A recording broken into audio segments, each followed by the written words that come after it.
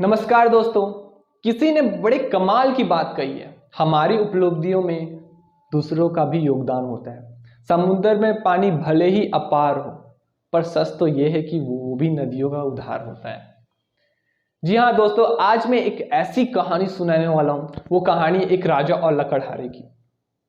राजा जो अपने राजमहल से निकलता है शिकार के लिए, कड़ी धूप रहती है, गर्मियों का मौसम रहता है और वो निकलते हैं अकेले शिकार के लिए। वो अपने राज्य से बाहर हो जाता है शिकार करते करते। देन वो क्या होता है कि रास्ता भूल जाता है। रास्ता भूलता है तो फिर वो आगे बढ़ते रहता है। उसको एक लकड़हारा दिखता है और लकड़हारे के पास जाता है और बोलता है, मुझे बहुत ज़्यादा प्यास लगी है, मुझे पानी पिलाओ। लकड़हारा राजा को देखता है और पूरे ऊपर से नीचे वो समझ जाता है ये तो महाराज जी हैं। तो वो तुरंत प्रणाम करता है, जी महाराज जी बताइए मैं आपकी क्या सेवा कर सकता हूँ। तो राजा बोलते हैं कि मुझे बस कुछ नहीं, आप एक पानी पिला दीजिए, मुझे बहुत प्यास लगी है। तो वो उसे पानी पिलाता है। फिर राजा जी बोलते हैं, मैं थोड़ा रास्ता भटक गया हूँ, मुझे रास्ता बता दीजिए। तो लकड़हारे उन्हें बहुत ही अच्छे से उनका रास्ता बताता है। राजा जी बहुत ही ज़्यादा प्रसन्न होते हैं उनसे, उनका स्वभाव देख के। तो राजा जाते जाते बोलते हैं, मेरे पास अभी आपको देने के लिए कुछ इनाम तो नहीं है, पर आप जब भी राजधानी आए तो हमारे राजमहल जरूर आइएगा, आपके लिए एक सुनहरा इनाम जो है रखा रहेगा। तो लकड़हारा बहुत खुश होता है।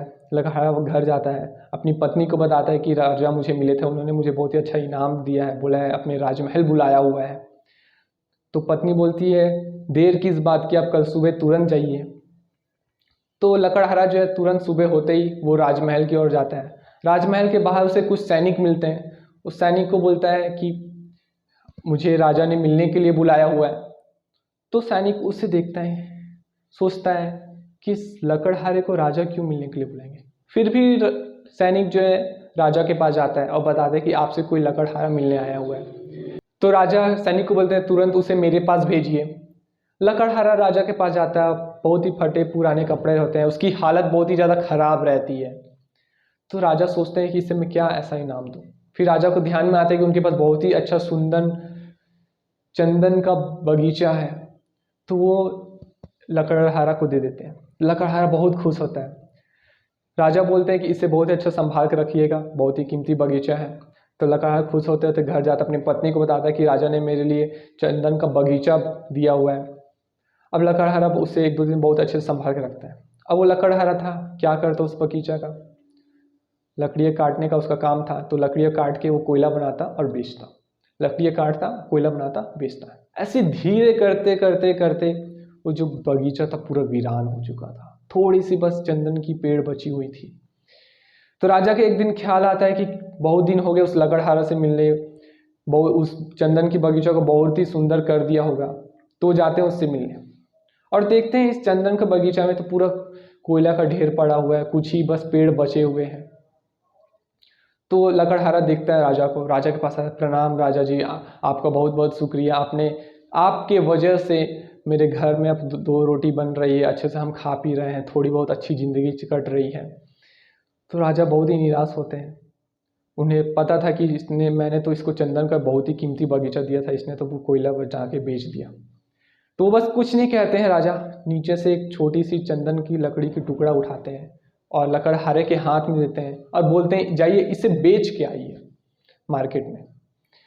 तो लकड़हारा तुरंत जाता है उसे बेचने के लिए। जब वो बेचता है तो उसकी आंख खुली की खुली रह जाती है। वो देखता है कि कोयले से कई गुना ज़्यादा दाम में वो छोटी सी लकड़ी बिकती है। उसको तुरंत रियलाइज़ हो जाता है कि राजा साहब ने तो मुझे कितनी कीमती बगीचा दिया था, अब मैंने उसे क्या कर दिया। वो तुरंत दौड़ते दौड़ते राजा के पास आता है और राजा से माफ़ी कर मांगता है, राजा जी मुझे माफ़ कर दीजिए, आपने तो मुझे हीरा दिया था लेकिन मैंने इसे लोहा समझ बैठा। देखिए ये जो कहानी है ये राजा लकड़हारे चंदन का बगीचा ये नहीं है, ये कहानी है हमारी खुद की। जिस प्रकार वो चंदन का बगीचा था वैसे ही हमारी जो शरीर है, कितनी कीमती वो बगीचा था वैसे ही हमारी कीमती हमारा खुद की शरीर है जो फ्री मिला हुआ है। फिर भी हम क्या करें, उस लकड़हारे की तरह हम इससे बर्बाद कर रहे हैं। जो वो बगीचा था वैसे ही हमारा शरीर है, उसमें जो पेड़ थे वो हमारी सांसें। हम कैसे बर्बाद कर रहे हैं, हम हर एक सांस बर्बाद कर रहे हैं। हम जलन भावना से, गुस्सा से, ईर्ष्या से। कहीं ना कहीं हम अपने शरीर को, अपनी बगीचे को बर्बाद कर रहे हैं और वैसे ही वीरान कर रहे हैं जिस प्रकार लकड़हारा वीरान कर रहा था। तो उसे कब रियलाइज हुआ? जब उसका बगीचा है पूरा खत्म हो चुका था। वैसे ही अगर आप भी अपने बगीचे को अगर ख़त्म कर देंगे, तब अगर रियलाइज़ करेंगे तो आप बहुत कुछ खो चुके होंगे, बहुत ही कीमती चीज़ खो चुके होंगे जो आपके पास है, जो सबसे ज़्यादा इम्पॉर्टेंट है, सबसे ज़्यादा कीमती है, वो आप खो देंगे। तो अभी से आपको फोकस करना है अपने हेल्थ के ऊपर। इसको आप लाइटली मत लीजिए, क्योंकि ये सबसे इम्पॉर्टेंट चीज़, सबसे पावरफुल चीज़ आपका हेल्थ है। तो आज जो था डे 1 का वो लास्ट वीडियो था। कल हम डे 2 स्टार्ट होना है। डे 2 में हम बात करेंगे कि जो भी आपके गोल्स हैं डिजीज़ फ्री लाइफ के लिए, मेडिसिन फ्री लाइफ के लिए, या फिर जो भी आपके हेल्थ गोल्स होंगे उसको अचीव करने के लिए कौन कौन से स्किल्स लगेंगे, कौन से टूल्स लगेंगे, उस पर हम बात करने वाले हैं। साथ ही साथ आपको मैं 3 सीक्रेट बताने वाला हूँ।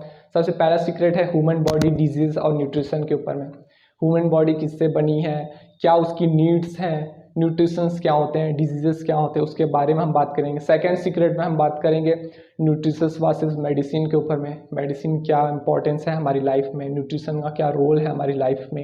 एंड थर्ड सीक्रेट में हम बात करेंगे the 5 principle of eating right and disease free life. तो आप हर एक चीज़ को, हर एक छोटे छोटे स्टेप्स को आप अच्छे से समझिएगा, अच्छे से इम्प्लीमेंट करिएगा, राइट। और जो भी आपके क्वेश्चंस होंगे, कोई थॉट्स होंगे, तो आप हमारी कम्युनिटी में ज़रूर उससे पोस्ट करिएगा।